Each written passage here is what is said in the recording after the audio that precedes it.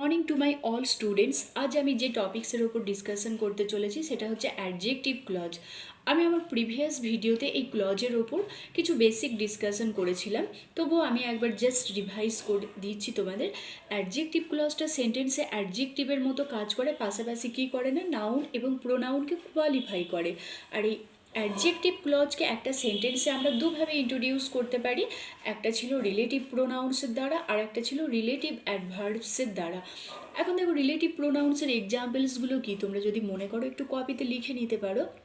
তো রিলেটিভ প্রোনাউন্সের আন্ডারে যারা আসছে সেগুলো হলো who, which, that, whom, as. আর রিলেটিভ অ্যাডভার্বসের আন্ডারে আসছে when, where, how, why, whence. এখন দেখো সেম প্রোনাউন এবং সেম অ্যাডভার্বস নাউন ক্লজেও ব্যবহৃত হচ্ছে, আবার অ্যাডজেক্টিভ ক্লজেও ব্যবহৃত হচ্ছে। তাহলে প্র্যাকটিক্যালি আমরা ট্রেস করব কী করে কোনটা নাউন ক্লজ আর কোনটা অ্যাডজেক্টিভ ক্লজ। সো এই জায়গাটায় আমাদের যদি রুলস সম্বন্ধে ক্লিয়ার আইডিয়া না থাকে তাহলে আমরা একটা কনফিউশনে পড়বো এবং আমরা যে সলিউশনটা করব সেটা সবসময় সঠিক নাও হতে পারে। দেখো কিছু এক্সাম্পলস দিয়ে বিষয়গুলোকে জাস্ট আমি ক্লিয়ার করছি। তো ফার্স্ট এক্সাম্পল যেটা হচ্ছে যে তোমার tell me who did it, যে আমায় বলো কে এটা করেছিল। তাহলে দেখো এখানে এই সেন্টেন্সে কি হয়েছে না, যে একটা ডিপেন্ডেন্ট কোশ্চেন রয়েছে। ডিপেন্ডেন্ট কোশ্চেন কোনটা, হু ডিড ইট। তাহলে হু ডিড ইট, এখানে হু যেটা রয়েছে এই হুটা কি, হুটা হচ্ছে ইন্টারোগেটিভ প্রোনাউন।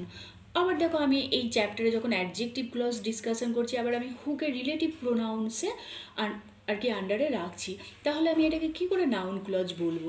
তাহলে একটা ক্লজ নাউন ক্লজ সেটা তুমি কি করে চিনবে না, তোমার সেন্টেন্সে যখন রিলেটিভ প্রোনাউন্স, যেটাকে আমরা ইন্টারোগেটিভ প্রোনাউন্স বলছি, এবং ইন্টারোগেটিভ অ্যাডভার্ব কোনো সেন্টেন্সকে ইন্ট্রোডিউস করবে, তখন কিনা সেই সেন্টেন্সে একটা ডিপেন্ডেন্ট কোশ্চেন থাকবে এবং এই রিলেটিভ প্রোনাউন এবং রিলেটিভ অ্যাডভার্ব ইন্টারোগেটিভ সেন্সে ব্যবহৃত হবে, মানে একটা প্রশ্ন রাখা হবে। কেমন? সো এখানে আমি যেটা বলেছিলাম tell me who did it, তাহলে হু ডিড ইট হচ্ছে ডিপেন্ডেন্ট কোশ্চেন এবং এই সেন্টেন্সে একটা কোশ্চেন রাখা হয়েছে, তাই এটা নাউন ক্লজ। সেকেন্ড এক্সাম্পলস যেটা বলছি, tell me when he will come. সেন্টেন্সটা তোমরা একটু লিখে নাও। এবার অ্যানালিসিসে যাচ্ছি, আমায় বলো কখন সে আসবে। তাহলে এখানে আমি কি করছি, আমি একটা কোশ্চেন রাখছি, দ্যাট মিনস একটা কোশ্চেন করছি হোয়েন হি উইল কাম। আর হোয়েনটা হচ্ছে রিলেটিভ তোমার ইন্টারোগেটিভ অ্যাডভার্বস, মানে রিলেটিভ অ্যাডভার্বসকে আমরা ইন্টারোগেটিভ সেন্সে ব্যবহৃত করেছি। আর ডিপেন্ডেন্ট কোশ্চেন হচ্ছে when he will come, so obviously এটা নাউন ক্লজ হবে। আর একটা এক্সাম্পলস আমি যেটা দিচ্ছি, I know why he said so, আমি জানি কেন সে এটা বলেছিল। তাহলে দেখো এখানে why he said so, relative adverb why, এটাকে ইন্টারোগেটিভ সেন্সে ব্যবহৃত করা হয়েছে। আর ডিপেন্ডেন্ট কোশ্চেন কোনটা, why he said so, so obviously এটা নাউন ক্লজ হবে। এরপরে আমি চলে আসছি অ্যাডজেক্টিভ ক্লজের যে এক্সাম্পলস রয়েছে সেটাতে। দেখো ফার্স্ট এক্সাম্পল যেটা, I know the boy who did it. তাহলে খুব ভালোভাবে সেন্টেন্সটাকে অবজার্ভ করো। দেখো এখানে আমরা একটা নাউন দেখতে পাচ্ছি, দ্য বয়। তাহলে বয়টা হচ্ছে কমন নাউন এবং দ্য বয়ের পর রিলেটিভ প্রোনাউন্স হু রয়েছে। তাহলে হুটা এখানে কাকে কোয়ালিফাই করছে না, নাউন দ্য বয়কে কোয়ালিফাই করছে। তাহলে এখানে দ্য বয় যেটা সেটা হচ্ছে অ্যান্টিসিডেন্ট।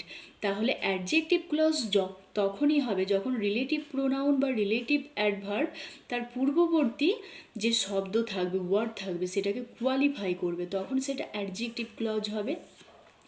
আবার দেখো আমি বললাম tell me the time when he will come. তাহলে সেন্টেন্সটাকে খুব ভালোভাবে অবজার্ভ করো। এখানে আমি টাইমের কথা বলেছি এবং তারপরে আবার আমি কি ইউজ করছি না, রিলেটিভ অ্যাডভার্ব হোয়াই। সো হোয়েনটা এখানে কাকে কোয়ালিফাই করছে, টাইমকে, সো এটা অ্যাডজেক্টিভ ক্লজ হবে। আর একটা এক্সাম্পলস দিচ্ছি, I know the reason why he said so. I know the reason why he said so. তাহলে এখানে যে ইন্টারোগেটিভ অ্যাডভার্ব, রিলেটিভ অ্যাডভার্ব যে হোয়াই রয়েছে, এই হোয়াইটা কাকে কোয়ালিফাই করছে না, রিজনকে কোয়ালিফাই করছে। সো এটা অ্যাডজেক্টিভ ক্লজ হবে।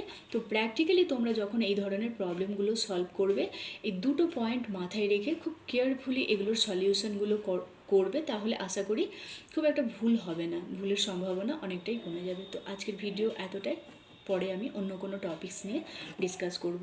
বাই।